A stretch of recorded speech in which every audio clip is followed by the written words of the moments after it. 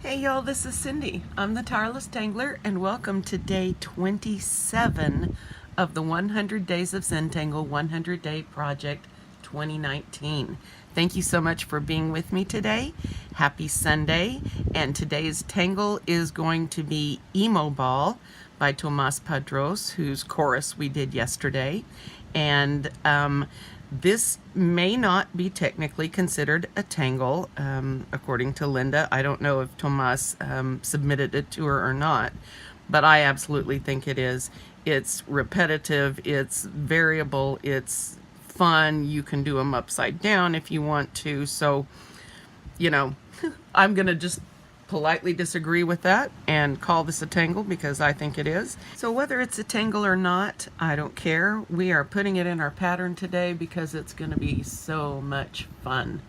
I remember the first time I saw this and it made me laugh because I remember one of the little characters that they had in there was drawn really skinny, like this, with a really skinny body. And so his silhouette was really long and lean, and then he had this stumpy little thing. I remember thinking how conceited he looked when he was looking at the other guys. Anyway, that's just me. Okay, so you guys have probably figured out this isn't really very hard to do. On his original step out, Tomas starts this the same way for both versions. And that is basically with a little Pac-Man shape with the mouth open. You guys remember Pac-Man? I know you do. It's a thing now again, so everybody should know. My kiddo says not that many people know, and he would know since he's 9 and an expert. All right. All right, so you have your little Pac-Man mouth. And then in the first method, he starts the pattern this way, and then so simply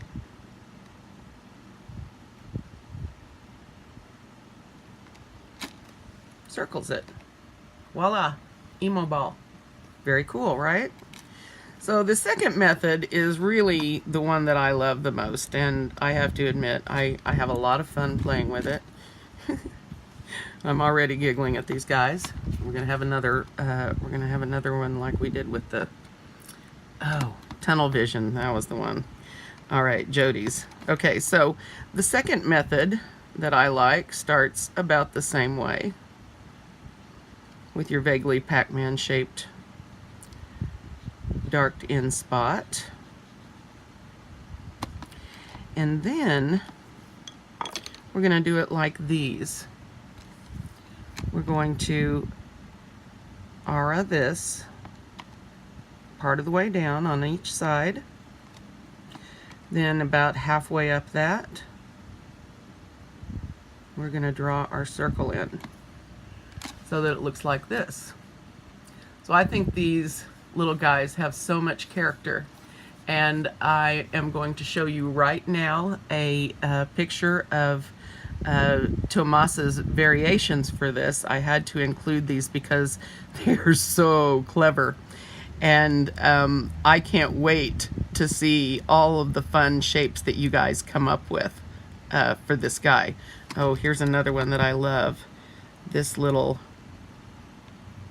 let's see, sort of like that with a little fat bottom. And then doing him. I like this. So there's so many variations, guys. We're gonna have so much fun with this. So let's put one in the pattern, or a couple, because I'm definitely gonna have to fit a few of these guys in there and see if I can make them talk to each other. This guy looks like he just loves everybody, but these two guys both look like they have attitudes. What does the kid think? What do you think, Mari? Do they have attitudes? Which one do you like best? Which one do you think shows an attitude? That one? Oh, you like the one with the big maw, huh? I'm going to switch to my 01 again.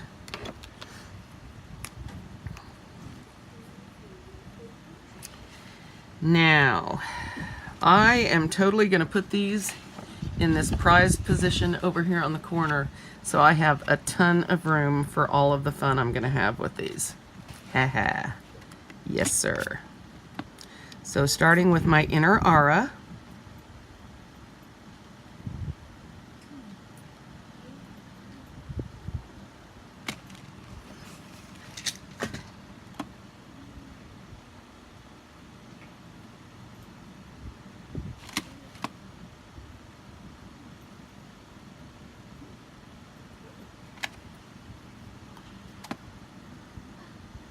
well, it's better if I just leave that little gap there and nobody will notice it.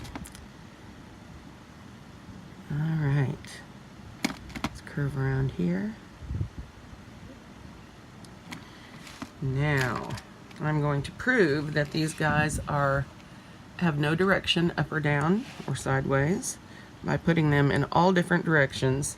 And I'm going to do my best to see if they can look at each other funny, because that just amuses me a lot. So,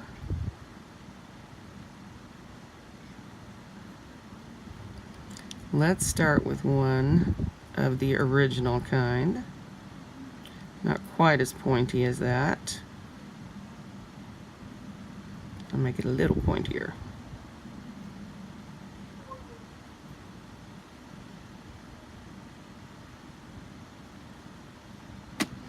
All right, now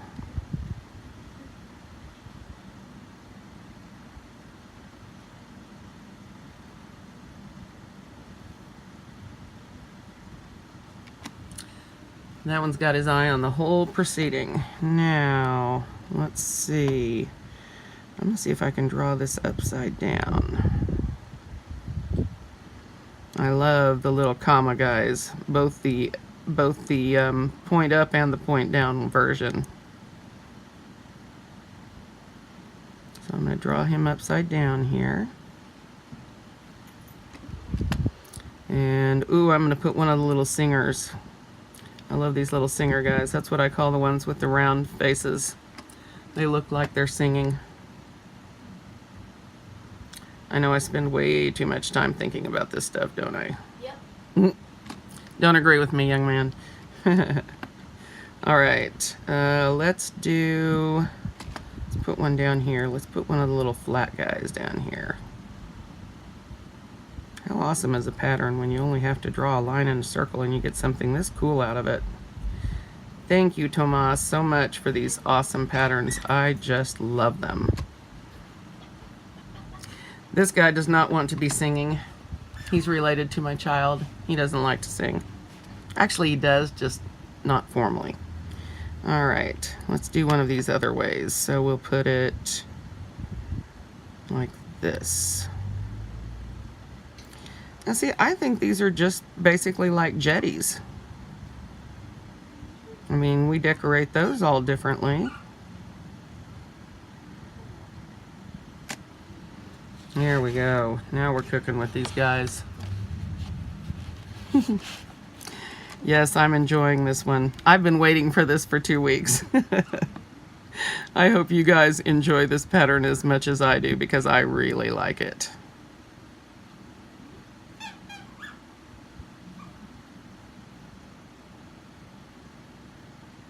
And if you haven't yet, be sure you check out Tomas's Artist Focus article on my blog, if you haven't already. It is so interesting, and he is such a great person that I think you'll be glad you did. I need another one. What else can I do here? What else has he got on this list? Oh, we haven't done one of those.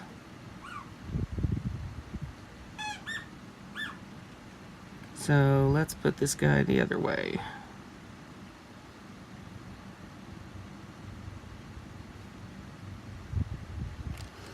There. I am liking where this is going. You can see, of course, this guy is the rebel. He wants to get them all in trouble. Let's see. I am looking at Tomas's step out right now of his variations of what he calls the Emoball family. They are so cute. So let's do one like this. Just play with these little black shapes and put the tops in and you're good to go. I mean, they can look like anything you want, and they're so much fun.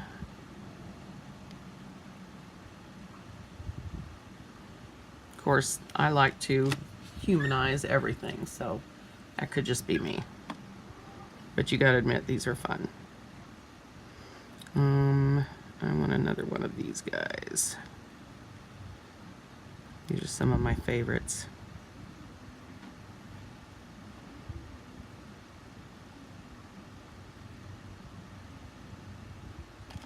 And let's see, let me fit a couple more in here. Let's put another round mouth.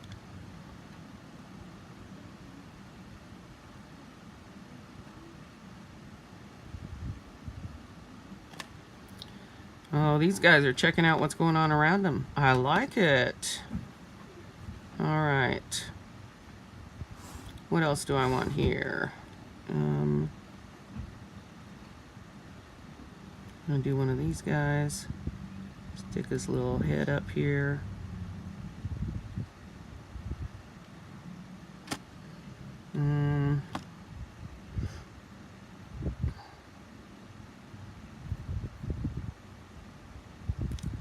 Now we're just doing the crowd. I like these guys so much. One more of these. You can give the idea of them almost anywhere. All right, we're almost done here.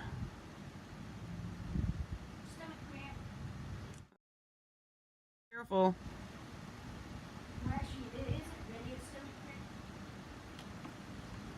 All right. Okay. Let's talk about shading really quickly and we will be done. Now, if you really want some good shading advice on this, check out Tomas's Instagram, where he has all of this, the information, plus one called, oh, what's it called? Alien something. Alien Nest, which is also a very cool pattern with lots of possibilities. So Tomas shades these like they are a sphere. So you're going to have your light brightest on one side. You're going to have your shadows deepest opposite where your light is. And if you really want to be advanced with your shading, you'll want to leave a tiny sliver of white around the edge opposite the highlight. Ah, thank you. Mari's helping me out by putting my IAST, it's a string thing, challenge tile up here.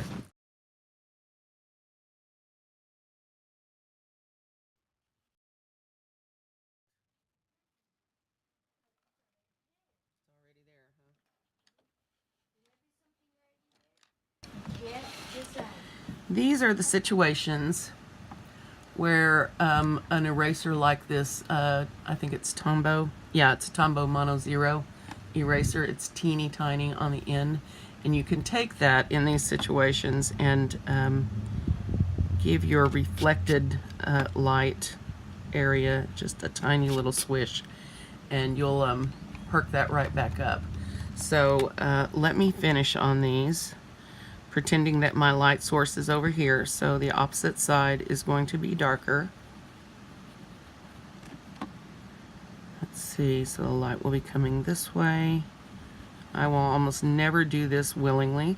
Think about the light source, but you caught me on a good day. All right, this will all be pretty dark.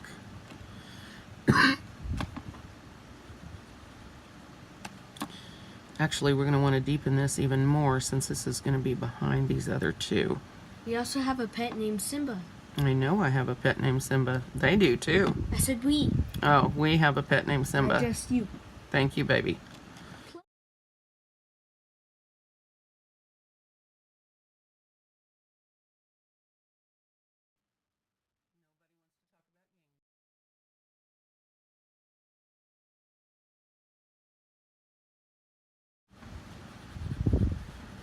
the ones that are in the background, I'm going to lay down quite a bit of graphite to draw them into the background, since that's where they are supposed to live. And I'll look at this after I get shaded, but I may black in the empty spaces here. I'm not sure yet. So if my light source is coming from here, then I'm gonna have a little bit of shadow here. So just keep in mind, you know, where you want to put your sun or your light or whatever, and shade the opposite side.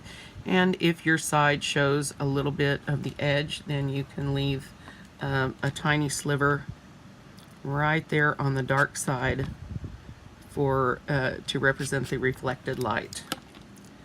Let me shade or blend some of these. I did get rid of the tip on my tortillon, so that's much nicer now.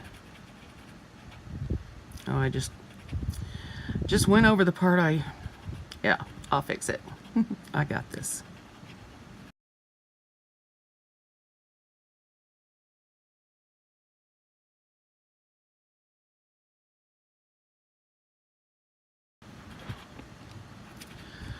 Or I might go into the background with like a gray colored pencil. That might also work nicely to avoid having to black another square, but still to draw that back into the background.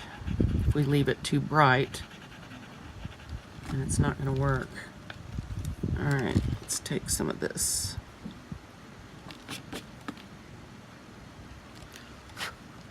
Well, you're not supposed to wipe or blow on these when you erase, so that doesn't leave me with a lot of options here. So I'm just going to do both and hope for the best.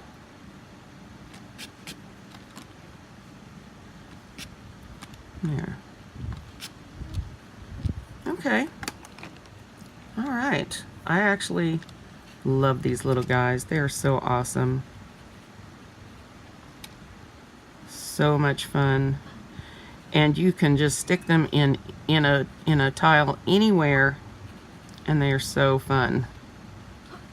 Did I mention they're fun? I really like them. Did I mention that too? I know. All right, so quick additional shading run.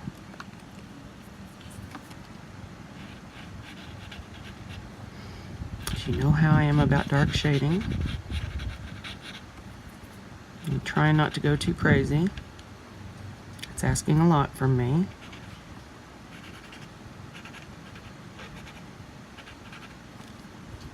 All right. Might add a little bit more right here where these two overlap, but very little, just to sort of push back this one behind. And then just clean up any stray graphite there from the tortillon. I think there was a little bit here. And we need to blend this out a little bit. All right. I'm liking this. This is fun. This is fun. I like this. I think I'm definitely going to use a gray colored pencil in here and sort of darken the background just a tad. I'm going to try this Prismacolor in French gray at 90% and see if I can just draw this background back into the pattern just a tad bit.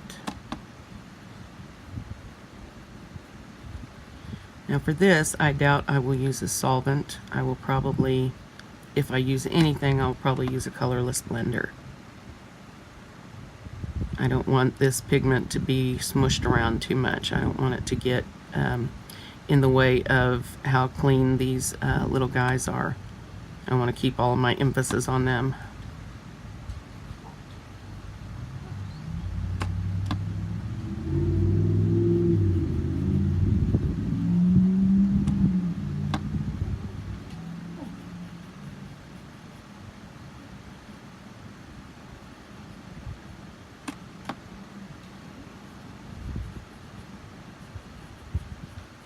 And of course you can ink this part if you would like. Something about that just seems so drastic for these little guys being on black. It's almost like they're floating around with nothing. I just can't do it.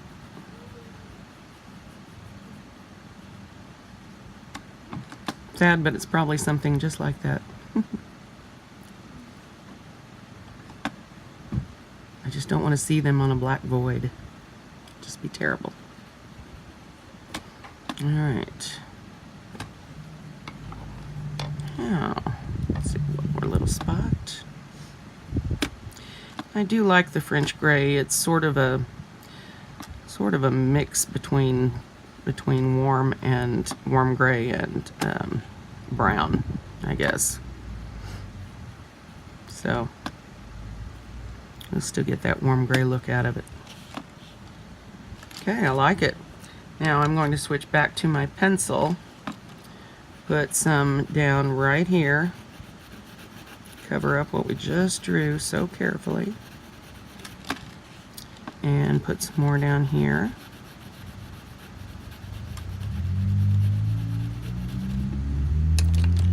And blend that out a little bit.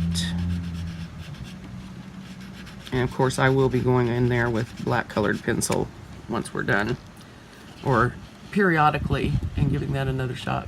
But there are our Emoballs. I love them. I love them. They give so much character to this project. I'm so glad we put it in. So that is it for day 27 of the 100 days of Zentangle, and I can't wait to see what we have for day 28.